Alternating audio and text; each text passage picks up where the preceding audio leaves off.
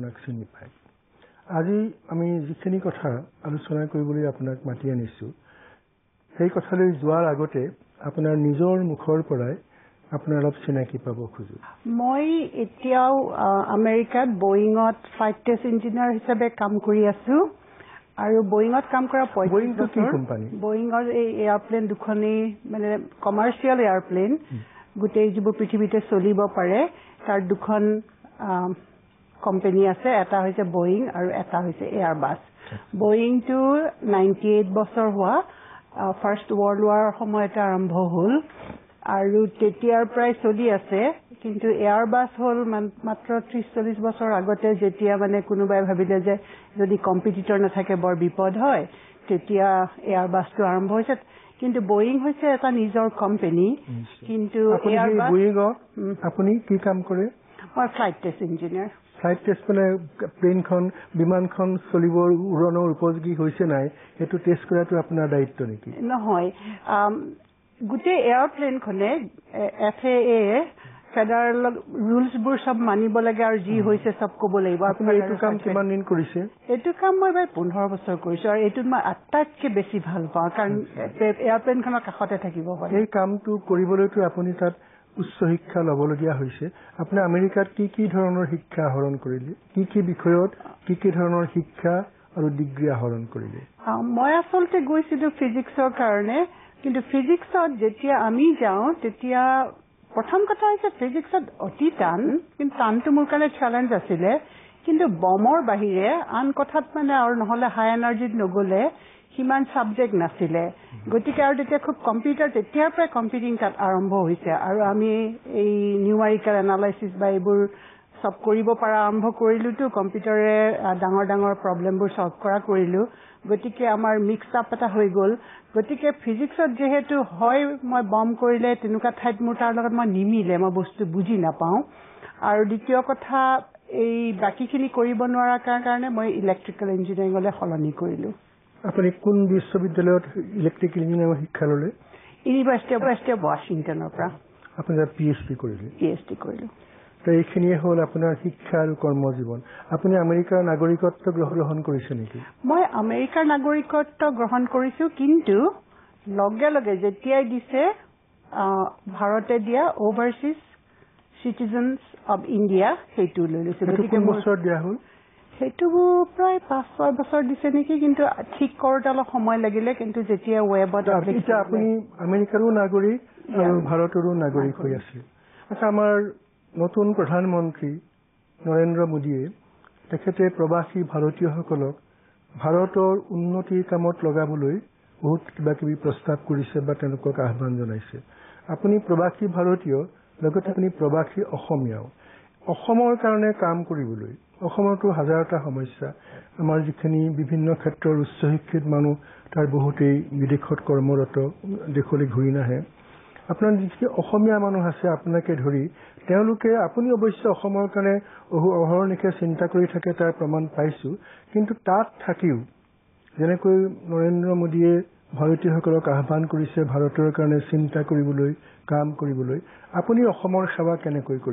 কৰিব পাৰে মই অসমৰ সেৱা কৰো কাৰণ এইটো মোৰ অন্তৰতে মোৰ মতে আপুনি কেনেকৈ কৰে অন্তৰতে আছে কৰো মই গোটেইবোৰ কাগজ 3খনমান কাগজ মই ওপৰে চাওঁ আৰু মোৰ যিখিনি ইন্টাৰেষ্ট পানীৰ কথা মই ডেফিনেটলি সেইখিনি পঢ়ো তাৰ পৰা মহিলাৰ ক্ষেত্ৰ লাগে চৰিতাৰ পৰা এই গোটেইখিনি সেইবোৰ মানে মই একেবাৰে আগৰ পৰা শেষলৈ পঢ়ো ইৰম শৰ্মিলাৰ কথা আৰু মই পঢ়াৰ ভিতৰত মানে কি হৈ নহৈছে আৰু সেই ডিসক্ৰিপেন্সি এটা পালো যে অসমীয়াত লিখা কথাত বহুত কম বস্তু আছে আৰু অসমীয়াই নিজৰ মাজতে খোৱা কামৰা কৰি ইমান কম বস্তুতে সোমাই আছে আৰু মই বাহিৰৰ পৰা যি দেখো তাৰ পৰা মানে বহুত ভিউটো বহুত বেলেগ হৈছে আৰু 5000 ভিউ বা 2000 ভিউ মানুহৰ 100 ফুট ভিউ বেলেগ হয় গতিকে সেইবোৰ সব দিবলৈ মোৰ খুব ইচ্ছা গল আচ্ছা আমি যিটো আসল কথাৰ কাৰণে আপোনাক মাতি আনিছো সেই কথালৈ যোৱাৰ আগতে মোৰ আৰু এটা কথা আপোনাৰ পৰা জানিবলৈ মন গৈছে আপুনি ইয়ালৈ কেতিয়া আহিলে এইবাৰ মই আহিলো 29 তাৰিখে তাৰমানে পূজাৰ আটাইকেইদিন আপুনি গুৱাহাটীত আছে হয় আমি কিছুমান মানুহে অনুভৱ কৰোঁ খুব তীব্ৰভাৱে এই যে পূজাৰ 7 দিন 8 দিন 10 দিন অসমৰ মানুহে অবিৰামভাৱে ফূৰ্তি তামাচা আনন্দতে যে পাৰ কৰি দিলে আৰু অসমতো বা ভাৰতবৰ্ষত 12টা মাহত 13টা পৰৱ প্ৰত্যেকটো উৎসৱ উপলক্ষে এসপ্তাহ 10 দিন নহলেতো 2-3 দিন কেৱল ফূৰ্তি তামাচাতে যে পাৰ কৰি দিয়ে এনেকুৱাখন দেখে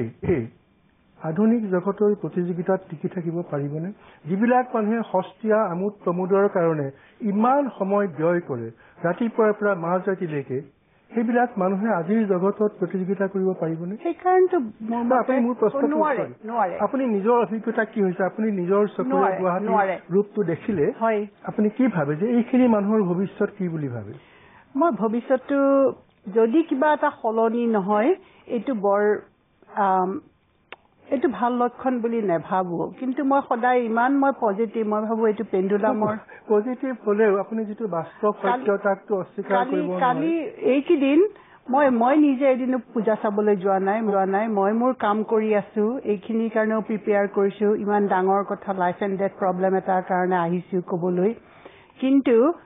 গোটেই ৰাতি শুব পৰা নাই 4-5 দিন মানুহকতো আমোদ প্ৰমোদ লাগিব জীৱনততো অকল কামেইটো মানুহক সুখী কৰিব নোৱাৰে বা মানুহক কৰ্মীও কৰিব নোৱাৰে কিন্তু এটা জাতি এখন সমাজে যদি দিনে ৰাতি এটা উৎসৱৰ নামত এই সস্তীয়া আমোদ প্ৰমোদত সময়খিনি কটাই দিয়ে মই এটাই প্ৰশ্ন বাকী যিবোৰ দেশৰ মানুহে 24 ঘণ্টাৰ ভিতৰত 23 ঘণ্টাই কাম কৰে সেই সময়ত আমাৰ 24 ঘণ্টাৰ ভিতৰত 23 ঘণ্টাই যদি এনেকুৱা সস্তীয়া আমোদ প্ৰমোদত পাগল হৈ থাকে সেইটো জাতিৰ মোৰ এটাই প্ৰশ্ন যে আজি পৃথিৱীখন ইমান সলনি হৈ গ'ল কিন্তু আমাৰ মানুহবোৰ দেখোন অতীতৰ যুগলৈ ঘূৰি গৈ আছে আপুনি এইটো শুভ লক্ষণ বুলি নাভাবো আৰু এইটো কাৰণে মোৰ বৰ কনচাৰ্ণ আৰু মই বৰ বেয়াকে আৰম্ভ কৰিব খোজা নাই কিন্তু এইটোৱে আপোনাক অলপ বহুত চিন্তিত কৰে বহুত দুখ দিয়ে বাৰু এতিয়া আমি আচল কথালৈ আহোঁ যিটো জানিবৰ কাৰণে আপোনাক মাতি আনিছো আমাৰ যোৱা কেইবাবছৰ ধৰি অসমত দুটা সমস্যাৰ চিন্তাই আমাক সকলোকে উদ্বিগ্ন কৰি ৰাখিছে আমিতো সাধাৰণ মানুহ কোনো কাৰিকৰী জ্ঞান নাই যেতিয়াই কাৰিকৰী মানুহৰ খবৰ পাওঁ তেতিয়া আমি তেওঁৰ পৰা জানিবৰ চেষ্টা কৰোঁ এই দুটাৰ ভিতৰত এটা হ'ল এই যে সোৱণশিৰি নদীৰ ওপৰত নদী বান্ধ হৈছে আজি হৈছে হয় কিন্তু এতিয়া ৰাইজৰ প্ৰতিবাদত কাম কাজ স্তব্ধ হৈ আছে ইতিমধ্যে তেওঁলোকে ৬০০০ কোটি টকা খৰচ কৰিলে সেইটোতো চিৰকাল বন্ধও হৈ থাকিব নোৱাৰে মই ইটো কথালৈ যোৱাৰ আগতে আপোনাক একাষাৰতে সুধিম তাৰপিছত আপুনি বহলাই ক'ব ইয়াত ডক্টৰ নিৰ্মল কুমাৰ চৌধুৰীক মাতিছিলোঁ তেওঁ ক'লো যে আপুনি বহলাই কথা ক'ব যোৱাৰ আগতে এটা বাক্যত কওক আপুনি নদী বান্ধটো বিচাৰে নে নিবিচাৰে তেওঁ খন্তেক থমকি কৰি ক'লে যে বিচাৰে তেওঁ তাৰপিছত ডক্টৰ ভগৱত প্ৰাণ দুৱৰা তেওঁ গুৱাহাটী বিশ্ববিদ্যালয়ৰ ভূতত্বৰ অধ্যাপক তেওঁক মাতিলোঁ তেওঁকো একেটাই প্ৰশ্ন কৰিলোঁ যে আমি বহল আলোচনালৈ পিছত যাম আপুনি প্ৰথমতে একে আখৰে কওক সোৱণশিৰি নদী বান্ধ আপুনি বিচাৰে নে নিবিচাৰে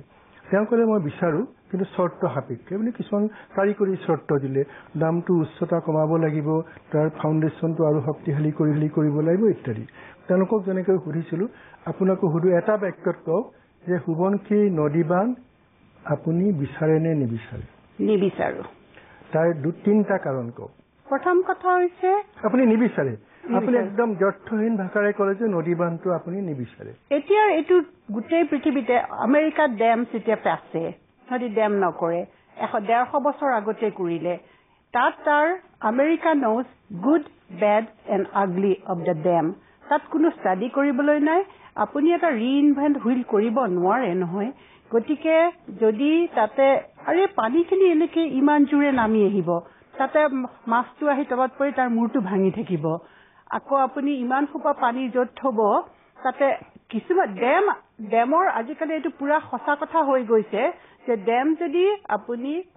100 মেগাৱাট আমি দিম একচুৱেলি ইণ্টাৰনেশ্যনেল ৰিভাৰ্ছে এইটো 20 মেগাৱাট বুলি কয় তাৰ ভিতৰত কৰিলে সিমান বেয়া কথা নহয় আৰু ইলেক্ট্ৰিচিটিও পোৱা যায় মই নিজে ইলেক্ট্ৰিচিটি ইঞ্জিনিয়াৰ গতিকে ইলেক্ট্ৰিচিটি কেনেকে কৰিব পাৰি সেইবোৰো ডেফিনেটলি জানো কিন্তু আৰু ঠাইখন ঠিক হ'ব লাগিব আৰু কিমান মিথেন গছ ওলাই ইমান সোপা গছ ইমান পাইবোৰ দিব আপুনি কিয় নিবিচাৰে তাৰ তিনিটা কাৰণ যে মিথেন ওলাব যে তাৰ বস্তুত বেয়া বেয়া বস্তুবোৰ আহিব পানীত ঢাকি যাব পানীত বহুত গেদ হ'ব এইখনত গেদ মানে এইটো বহুতবোৰৰ কাৰণে আৰু তৃতীয়টো হৈছে বন বৈচিত্ৰ্য চব নাইকিয়া হৈ যাব গতিকে তিনিটা কাৰণ মই কৈয়ে দিলো আমাকতো আমাৰ দেশত এতিয়া বিদ্যুতৰ ইমান নাটনি অনাটন চলিছে অথচ আধুনিক জগততো যিকোনো উন্নতিৰ কাৰণে উন্নয়নৰ কাৰণে বিদ্যুতৰ অবিহনেতো নোৱাৰি যদি আমি এইটো নিবিচাৰো বিদ্যুৎ শক্তি ক'ৰ পৰা আহিব সেইটোতো আটাইতকৈ ডাঙৰ কথা যেতিয়া নাহে মানুহে ট্ৰাই কৰি থাকিব লাগে আপুনি এটা নতুন বস্তু ইনভেন্ট কৰিব লাগিব ভাবিব লাগিব মই কেনেকে ভালকে কৰো আগলৈ কিবা এটা ওলাইছে আৰু সেইটোৰ কাৰণেই মই ইয়াতে ক'বলৈ আহিছো যে সেইটোৰ অভাৱে এইখন দেশৰ সেইটোৰ অভাৱে মোক বহুত চিন্তিত কৰিছে এইখন দেশৰ মানুহ হৈয়ে মই আজিলৈকে কোনো এটা বস্তু কপি কৰা নাই কিন্তু মই সদায় ক্ৰিয়েটিভ ভাৱে ভাবিব পাৰো ইয়াতে সবে এতিয়া হঠাতে সেলফোন পাইছে হঠাতে এইবোৰ বস্তু পাইছে কিন্তু তাৰ কাৰণে একো এটা সায়েন্সৰ কাৰণে তাৰ কন্ট্ৰিবিউট কৰা নাই আপোনাক যদি আজি অসমৰ ইলেক্ট্ৰিকেল এডভাইজাৰ কৰি অনা হয় আপুনি বিদ্যুৎ উৎপাদনৰ কাৰণে আপুনিতো বান্ধটো নালাগে বুলি ক'লে তাতো কি 6 নে 7 মেগাৱাট নে কিমান মই হিচাপটো পাহৰিলো এই বিপুল পৰিমাণৰ বিদ্যুৎ উৎপাদন হ'লহেঁতেন আপুনি সেইটো নালাগে বুলি ক'লে তাৰ বিকল্প সন্ধান কি দিব পাৰিব আপুনি কি কৰিবলৈ সোলাৰ কৰিবলৈ কম নহলে থাৰ্মেল কৰিবলৈ কম আৰু নহলে তাৰ বাহিৰেও আন বহুত ধৰণৰ আছে আৰু নতুন কিছুমান ওলাইছে তাৰ মানে এটাও ট্ৰাই কৰিবলৈ ক'ব পাৰে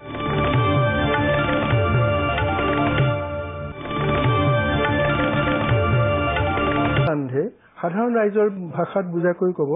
যে তেওঁলোক এই নদী বান্ধে অসমৰ মানুহৰ কি কি ক্ষতি বা অপকাৰ কৰিব প্ৰথম কথা হৈছে এইখন গোটেই হিমালয়খন এই মানে দুখন টেকটনিক প্লেট গৈ পেলাই হোৱা খুৰখুৰীয়া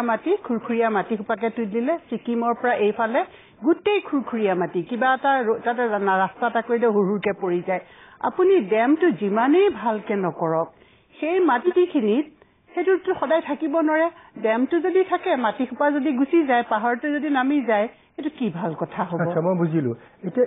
এইটো যে যোৱা 3-4 বছৰ বিতৰ্কটো হৈ আছে তে ভাৰতৰ বহুতো ইঞ্জিনিয়াৰে কৈছে আমিতো সেইটো পৰীক্ষা কৰিছোৱে পৰীক্ষা কৰি নিৰাপদ বুলি জানিহে আমি সেই কামটো কৰিছো আপুনিতো পৰীক্ষা কৰিবলৈ যোৱা নাই গতিকে আপুনি ভাৰতৰ ইমান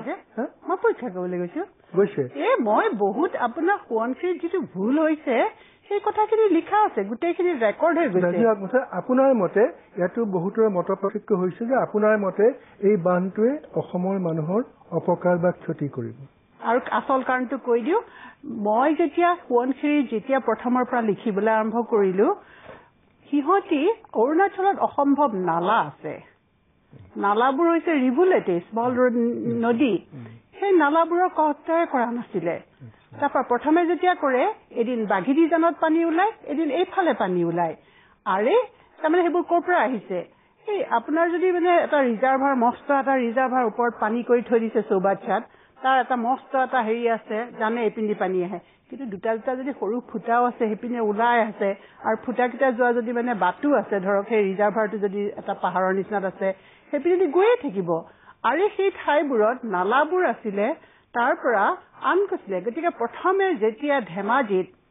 সেই মস্ত এটা বালি এসোপা ওলাই গ'লগে সেইটো যে সোৱণশিৰিৰ পৰা তাৰ কফাৰডামৰ পৰা চাফা কৰি যে হেৰিটো কৰিছে সেইটো মই এটা সঁচা প্ৰমাণ কৰি দিব পাৰো কেনেকে আহিছে বহুত বেয়া কথা মানে আপোনালোকে বহুত আলোচনা কৰিব পাৰি কিন্তু যিহেতু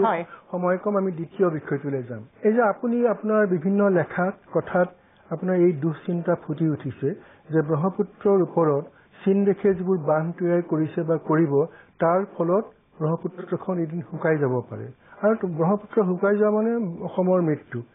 এই বিষয়ে ইতিমধ্যে লগতে আৰু এটা কৈ থওঁ তাৰপিছত মই মাত নেমাতো মানে মই আপুনি অহাৰ আগতে 2-4 ইঞ্জিনিয়াৰক সুধিছিলো যে আপোনালোকে এই বিষয়ে কি কয় তো ইয়াৰ কেইজনমান ইঞ্জিনিয়াৰে মোক ক'লে যে ব্ৰহ্মপুত্ৰৰ পানীটোতো অকল মানস সৰোবৰ বা গ্লেচিয়াৰৰ পৰা নাহে এই যে ব্ৰহ্মপুত্ৰৰ অসংখ্য উপনৈ সেই উপনৈবিলাকেহে ব্ৰহ্মপুত্ৰ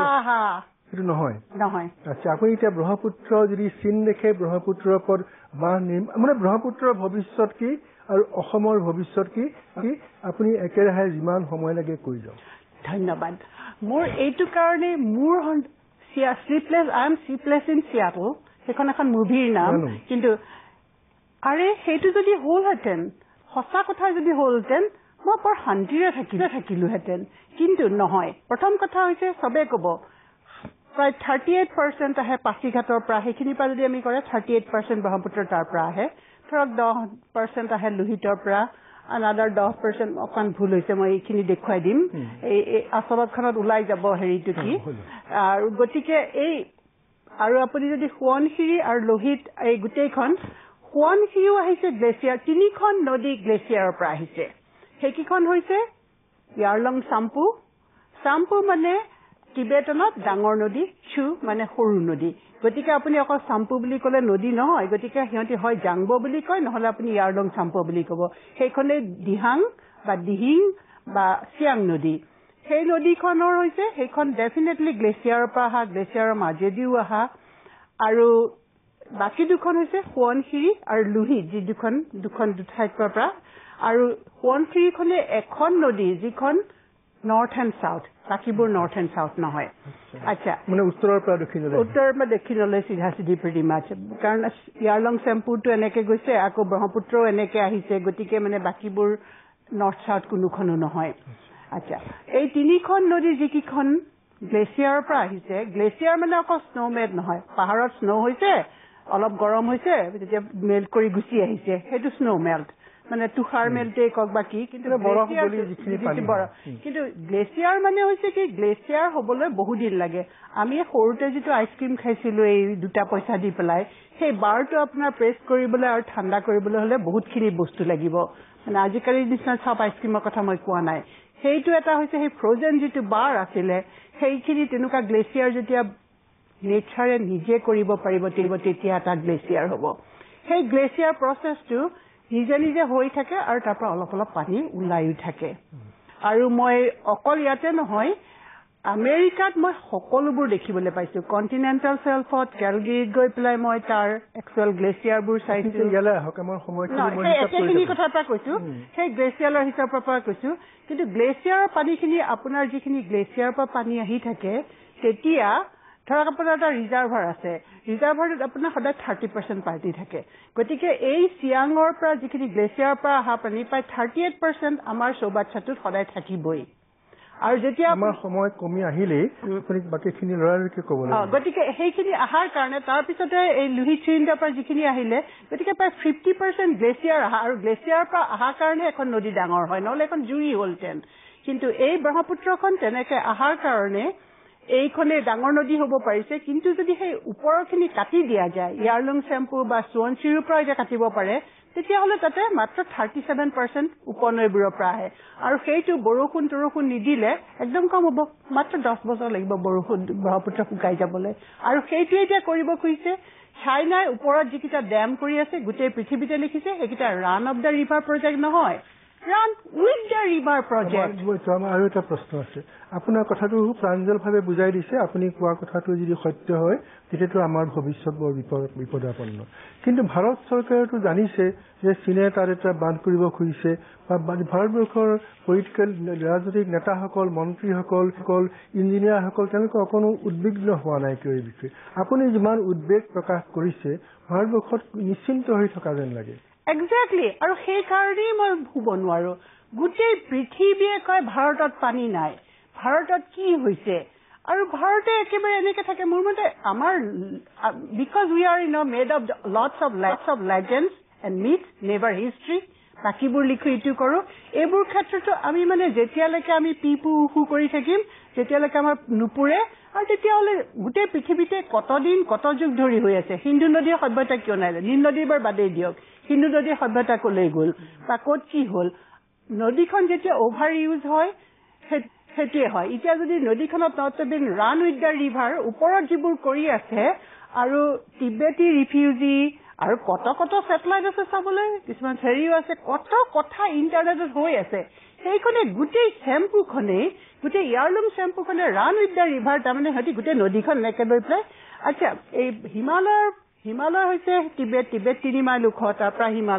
হিমালয়ৰ পিছফাল কাৰণে টিবেটৰ কিছুফাল গোটেই ৰেইন শ্বেডৰ বৰষুণ পৰিব নোৱাৰে কিন্তু ইফালে কিন্তু 3 মাইল ওখ হোৱাৰ কাৰণে এইখন থাৰ্ড পল বুলি কয় তাত যিবোৰ গ্লেচিয়াৰ আছে সেই গ্লেচিয়াৰেই অকল সেইখনেই নহয় এইখন ব্ৰহ্মপুত্ৰ চাম্পু আৰু এইফালে 3 পেৰালাল ৰিভাৰ্ছ এই গোটেইখিনি টিবেটৰ পৰা আহিছে টিবেট হৈছে থাৰ্ড পল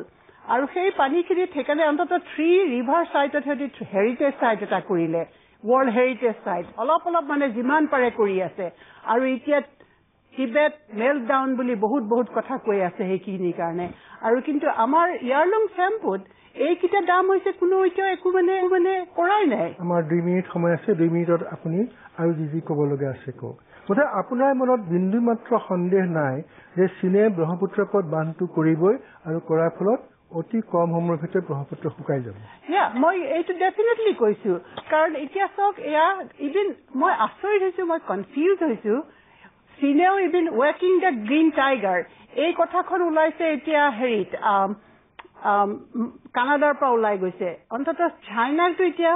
গ্ৰীণ হবলৈ চেষ্টা কৰিছে চাইনাই জানিছে যে সিহঁতিও গ্ৰীণ নহলে গোটেই পৃথিৱীৰ লগত থাকিব নোৱাৰে গতিকে এইটো এটা বৰ কিবা এটা কনস্পিৰেচি বা কি কাৰণে ইয়াত জনা নাই কিন্তু এইখন definitely life and death problem আৰু আটাইতকৈ আচৰিত কথা অসমৰ যদি পানী নাথাকে ভাৰতে ক'ত পৰা পানী পাব মই বিচাৰি নাপাওঁ আৰু এটা কথা কৈ লওঁ মানুহে ভাবে যে অচেনত ইমানবোৰ পানী আছে আচ্ছা এইটো কিমান এই সকলোবোৰ কথাতে মই দেখো যে কমন চেন্সটো মানুহৰ কমি গৈছে আৰু এই ক্ষেত্ৰত হৈছে কি যেনেকে আপুনি লোনটো এৰাই পেলাই যদি সাগৰৰ পানীৰ পৰা আপুনি খোৱা পানী কৰে লোনবোৰ ক'ত থব সেই লোনবোৰ যদি আপুনি সাগৰৰ ওচৰতে নথয় আন ঠাইত থয় তেনেহলে আপোনাৰ দৰকাৰেই নাই পানী চাফা কৰা গোটেইবোৰ নষ্ট হ'ল আৰু দ্বিতীয় কথা হৈছে যে আপুনি এখিনিত পানী কৰে তেতিয়াহ'লে মানে পানী তলত হয় পানী ওপৰলৈ নাযায় ডাউনহিল যায় ডাউনহিলৰ পৰা আপোনাক মানুহক দিবলৈ বহুত টান কথা যি প্ৰকাৰে নহওক পৃথিৱীৰ মানৱ জাতিৰ সন্মুখত যে পানী এটা ভয়ংকৰ সমস্যা হৈ দেখা দিব সেই বিষয়টো বোধহয় কোনো সন্দেহ নাই গোটেই পৃথিৱীতে কৈ আছে next world war will be for water আপোনাৰ কথা শুনি আমি বহুত চিন্তাৰ খোৰাক পালো আপুনি আকৌ দ্বিতীয়বাৰ যেতিয়া ইয়াৰ পিছৰবাৰ আমেৰিকাৰ পৰা আহিব মই বুজি পাইছো আপোনাৰ কথা বহুত থাকি গ'ল আপুনি যেতিয়া আহিব আমেৰিকাৰ পৰা খবৰ পঠিয়াব আমি অসমৰ বহুত কাৰিকৰী সমস্যাৰ বিষয়ে আপোনাৰ পৰা শুনিবলৈ আগ্ৰহ কৰিম মই কিন্তু এটাই কথা লাষ্টত থওঁ যে মই 7 সাগৰ